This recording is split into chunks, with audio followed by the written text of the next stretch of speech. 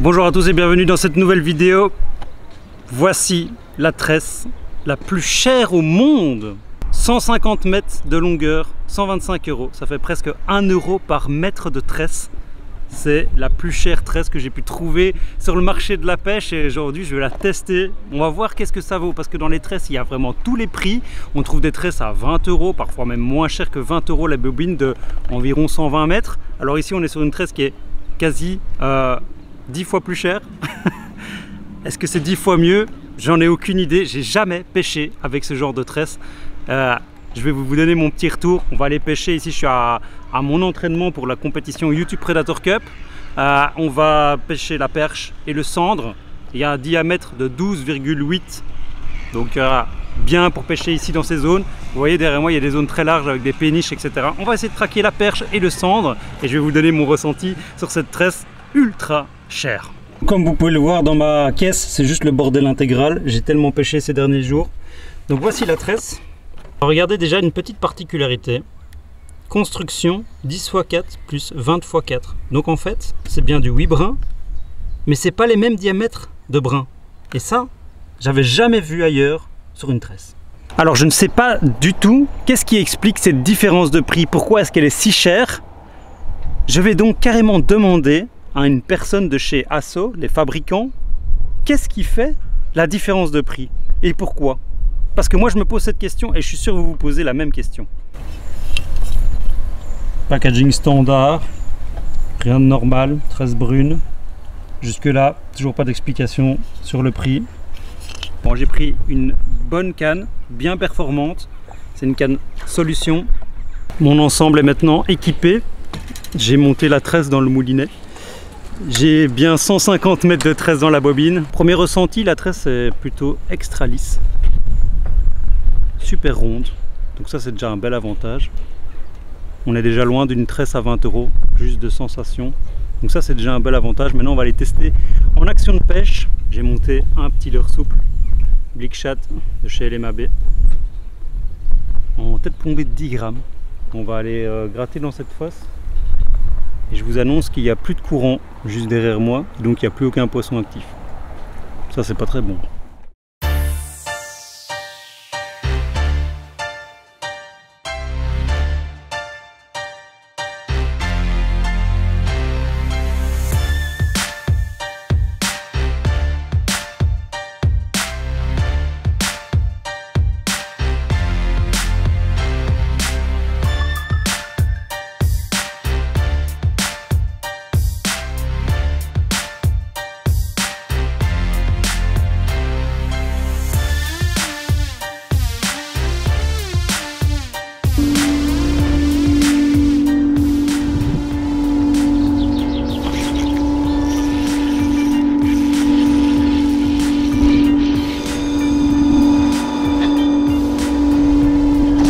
De péniche, c'était assez sûr aussi.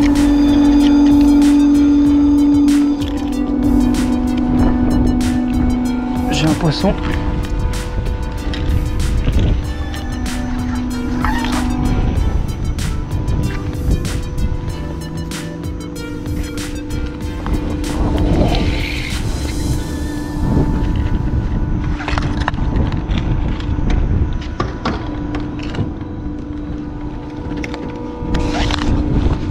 Mon premier poisson avec cette tresse.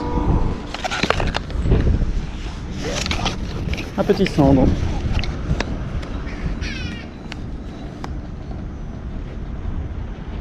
Il y a le pont qui se lève juste à côté de moi. Les poissons s'activent parce que les portes se sont ouvertes. Et ce petit sandre est venu me dire bonjour.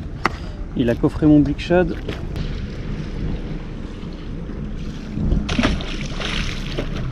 Hop là.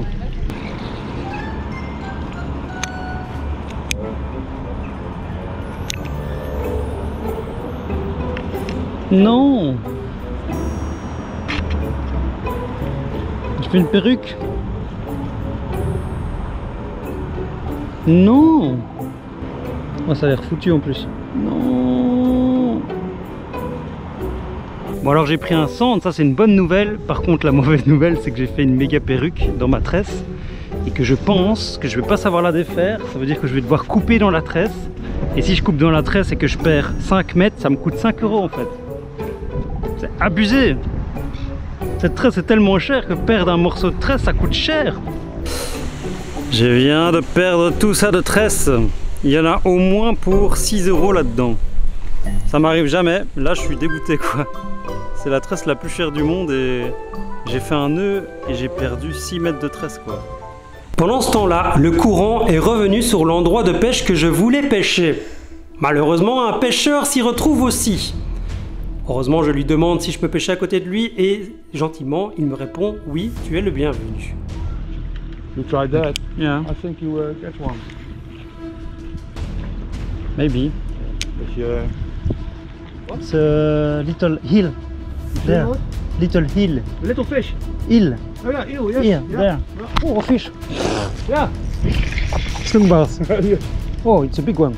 Oh. Yeah. I will wait a moment. Oh, it's very big.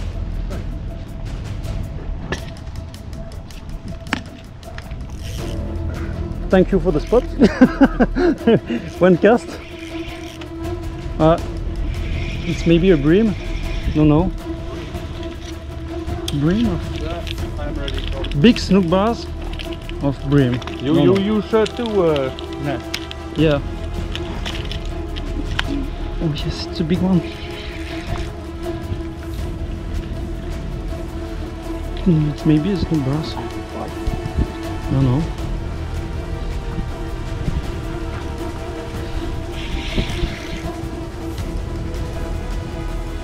It's a snook bass. Yeah, nice one.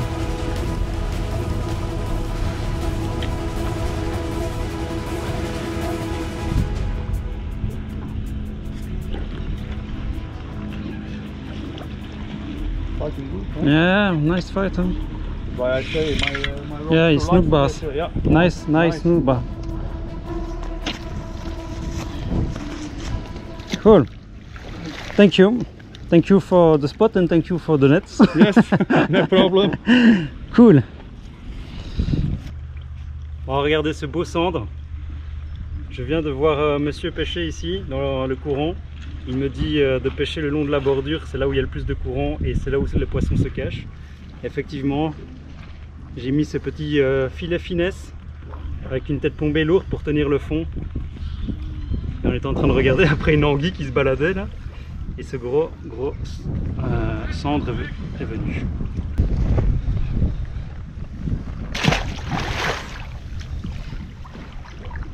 Thank you so much. On the end it stop. You are the star for the day. Okay. You Very send good. me the spot. You Fish. use your net and Everything. And now I'm going. and you do the cameraman. And now you're going. Yes. Ah, thank you so much. Hein. You're welcome. Et on va aller pêcher ailleurs parce que le Hollandais qui était là, super sympa d'ailleurs, qui m'a laissé pêcher à côté de lui, qui m'a même dit vas-y pêche dans le courant, là en plein contre la bordure, c'est le meilleur endroit. Bon, j'ai fait un lancer, j'ai pris un cendre, un gros, j'ai repêché derrière, ça marche plus. Mais il m'a donné aussi des spots à brocher, donc pour le remercier, je lui ai filé une pochette de leurre. Et là maintenant je vais aller tester ces spots à brocher. Il paraît qu'il y a des tout gros. Son record à lui, c'est 126 cm, vous imaginez. Oh.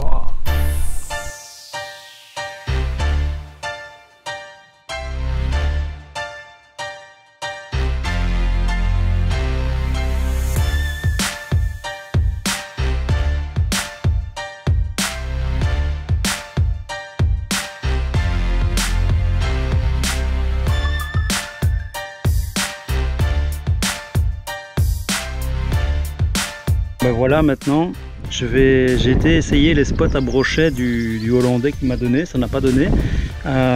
Ici je vais vérifier pour des spots à perche, donc je vais aller sur 2 spots à perche. Je ne vais pas utiliser la même canne, je vais utiliser cette canne-ci qui est plus courte, qui va me permettre de pêcher ces spots qui sont beaucoup plus étroits, parce que la canne que j'ai utilisée ce matin, sur laquelle j'ai mis la fameuse tresse ultra chère, c'est une canne de 2,70 m qui permet de pêcher loin et de bien accompagner sa descente. Là je vais aller sur des spots beaucoup plus courts, je vais utiliser une canne beaucoup plus courte aussi.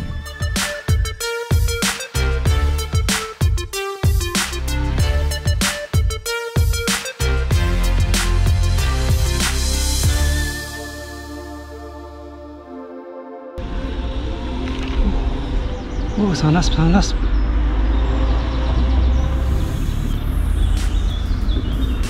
Il y a un aspe à mes pieds. Il m'a tapé dedans.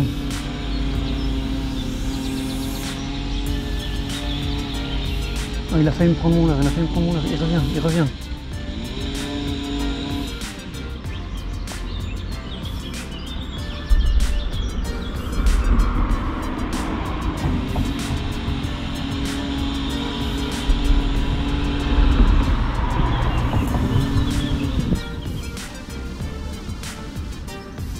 Oh, je l'ai, c'est un aspe. On m'a pris en bout de canne.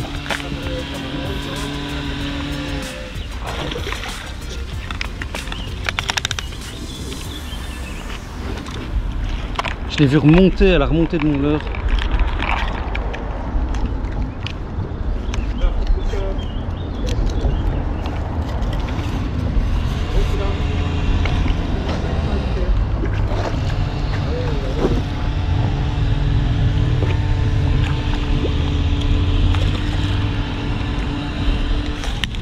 Oh yeah!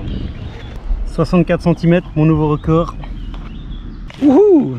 Cool! Hop là. Et ben voilà, nouveau record personnel d'aspe. C'est pas encore énorme, mais c'est déjà un très bel aspe. 64 cm, là je suis tout fou. C'est un poisson que je traque jamais. C'est un poisson qui normalement on pêche avec des leurres, généralement des leurres dures, très rapidement. Et ici c'est sur la remontée qu'il est venu me frapper. Donc là j'étais en animation rapide. Je m'attendais pas à avoir un poisson qui remonte. Je l'ai vu venir à mes pieds. J'étais assis là sur ce bord de pont. Il n'y a pas de perche cette fois-ci. Mais waouh, bel aspe. Je suis tout fou d'être venu ici là. J'ai mis un leurre de surface parce que sous ce pont il y a une petite zone peu profonde. Et dans la compétition il va falloir que j'enregistre des poissons en surface. Enfin au moins un. Donc je vais essayer de voir ici si j'arrive pas à attraper une perche en surface. Il me semble que la zone est bonne. Vous voyez, il y a des herbiers. Une zone peu profonde avec un creux un peu plus profond qui doit faire 1 mètre, quelque chose comme ça. Je vais pêcher au popper.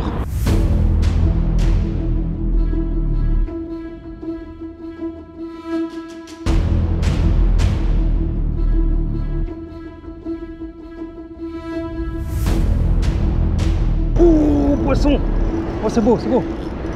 En surface, ça y est, je l'ai mon poisson en surface. Oh, c'est joli ça. Ça, c'est joli, je sais pas ce que c'est. Les gars, c'est une fat perche, c'est une fat perche.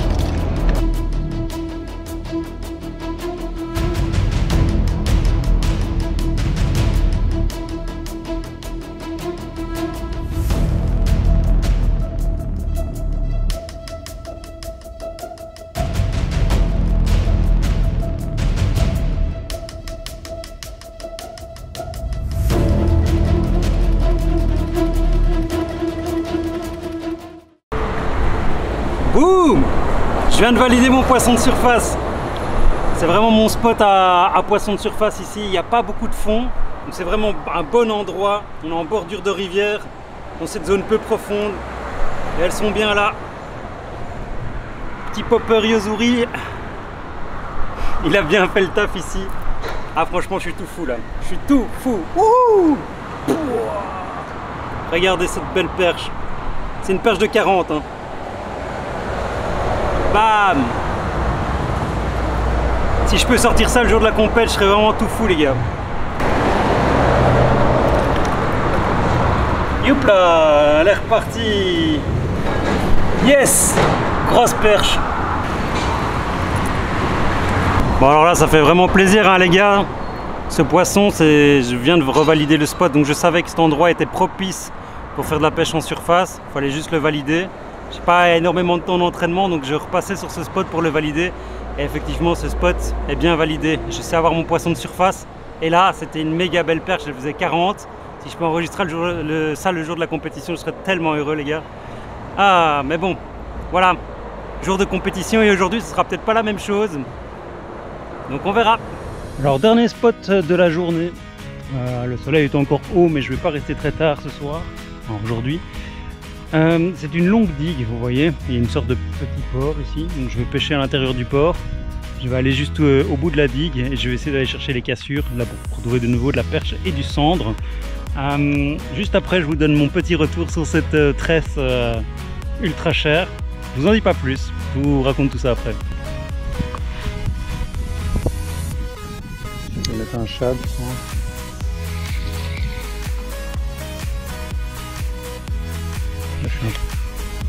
Oh putain, c'est un poisson à la descente. Waouh. Un poisson à la descente. Je me demandais si j'avais pris une pierre ou pas, mais non, c'est un poisson.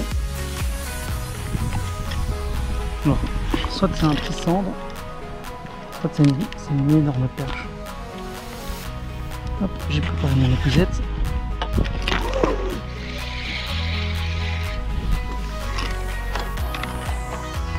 Oh, c'est un brochet. Oh, c'est un brochet. Ah, c'est ça qui me fait des rushs comme ça. Ok, bah j'ai pris un brochet. Le poisson inattendu au filet finesse. Incroyable ce filet finesse. Oh non, il vient de me lâcher. Oh, il vient de me lâcher mon leurre. Ah, ça c'est con ça. C'est vrai, il me l'a pas endommagé non plus. Ok, bon. Tout était prêt, il n'y avait plus qu'à le remonter dedans, mais il était quand même puissant ce brochet. Donc j'ai pris un brochet là dans le fond. Tout va bien. J'ai pris à la descente.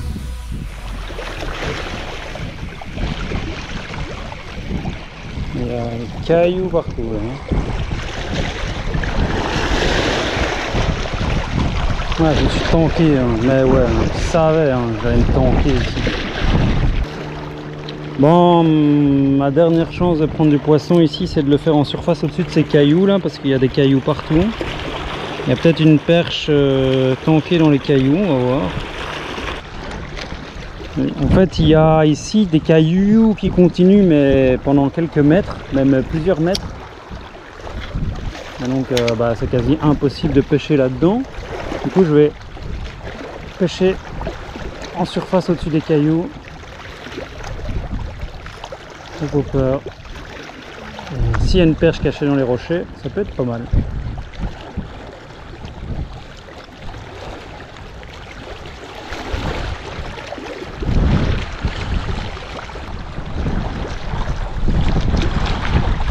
Oh, brochet! Truc de fou! Truc de fou! Le brochet il a jumpé sur mon popper! Et je l'ai! Je l'ai! Oh! Truc de fou! Truc de malade! Il est dans les rochers! Il est dans les rochers, il est en train de me faire des rushs dans les rochers, il va me péter, il va me péter. Oh, cette attaque de malade mental. Je savais qu'il pouvait y avoir un poisson dans ces rochers. Truc de malade mental. Alors, il est bien piqué, il est bien piqué.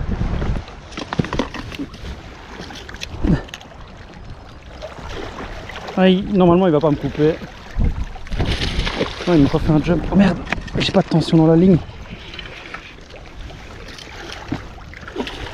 Oh, ce poisson de surface de ouf. Mon dieu, je m'attendais à une perche possible. Et il y a ce brochet, vous avez vu comment il a pris mon popper. Il a jumpé en l'air pour le prendre. Moi, j'arrive pas à le prendre. Oh, alors, qu'est-ce que t'en penses de la tresse la plus chère du monde? T'as kiffé, hein, mec? Tu l'as pas entendu, hein? J'arrive pas à le tenir. Allez, te décroche pas, il faut quand même un petit brochet aujourd'hui. C'est pas si gros que ça. Oh. Allez, viens. Il est dedans. Wouhou. Avec mon popper. Truc de fou. Cette attaque de malade mental. Oh là là là là là là là là là. Il est pas très gros, mais franchement l'attaque elle valait un gros brochet. Cette attaque en surface où il jump hors de l'eau, c'était tellement dingue. Waouh. Je vais les remettre dans l'eau. Je peux y aller. Ciao. Petite attaque de fou mon coco. Piou. Oh. Cette attaque de malade. J'y croyais quasi pas. Le spot il est quasi impêchable du bord parce qu'il y a des cailloux partout. Donc je me dis, bah, il y a des cailloux partout. C'est une zone qui est shallow, en tout cas ici. Shallow, ça veut dire peu profond. Et je me dis, bon, ben, la seule possibilité, c'est qu'il y ait des perches cachées dans ces cailloux. Et en passant en surface, peut-être je vais en faire monter une. Et là, je comprends rien. Il y a un truc qui saute hors de l'eau. Je vois un brochet, je fais waouh! Et en plus, il me l'a pris, mais comme un dauphin. Là, il a sauté avec hors de l'eau. Il était tellement bien piqué en plus. Et après, j'ai dû faire le combat du pike, là, dans les cailloux. Dingue. Incroyable cette scène. Je vais vous la mettre au ralenti.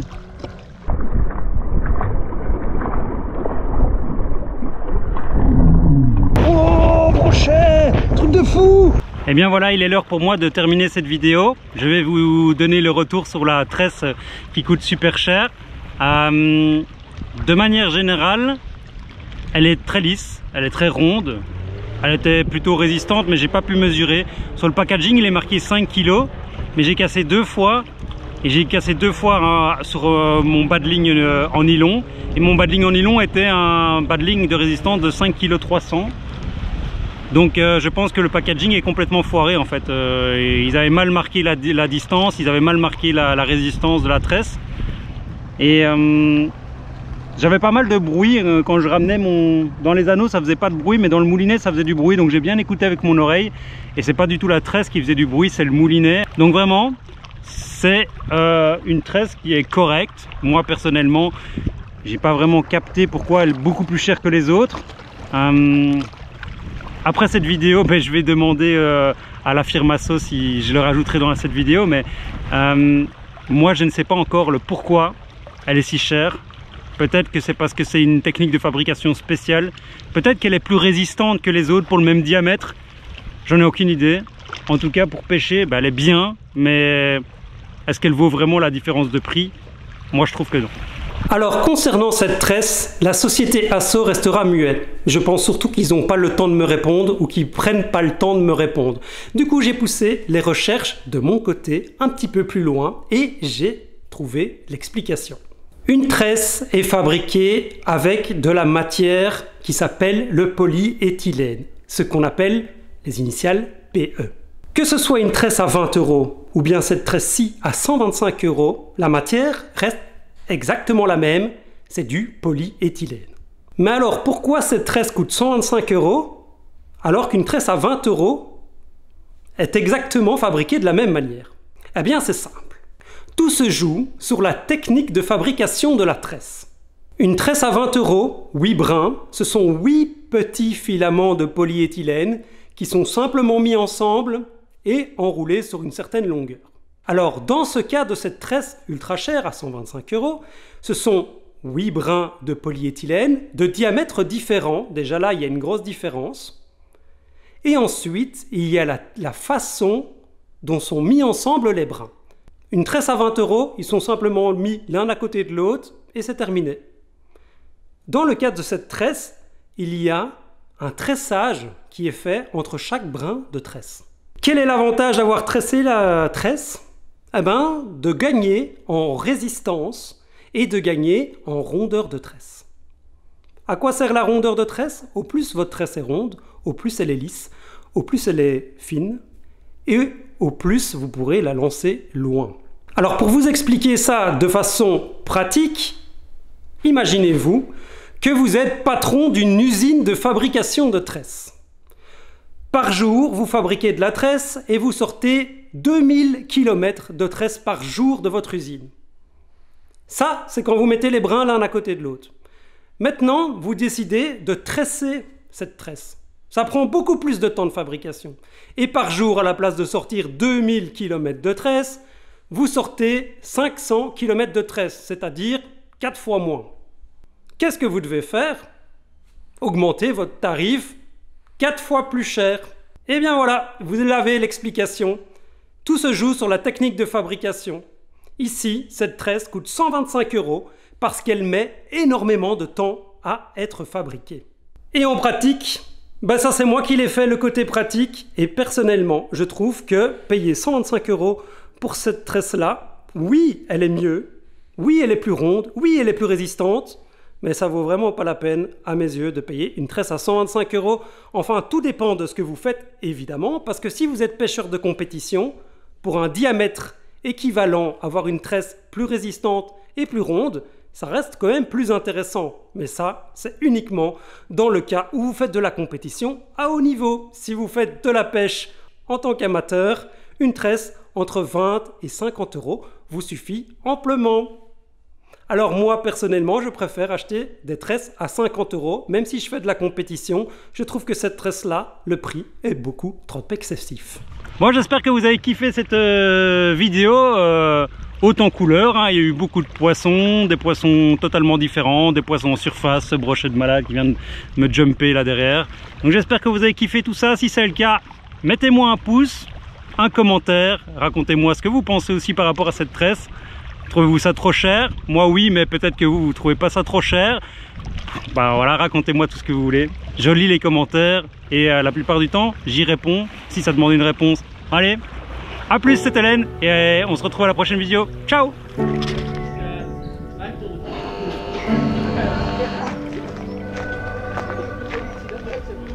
Le pont est arrivé pour moi.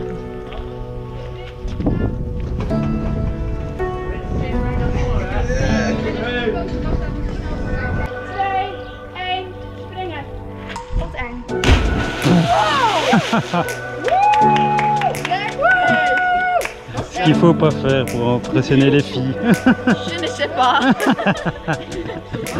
Je ne comprends pas. C'est pas grave. Have a nice day. Bye bye. Yeah. I come back in Belgium now. Yeah. Bye bye.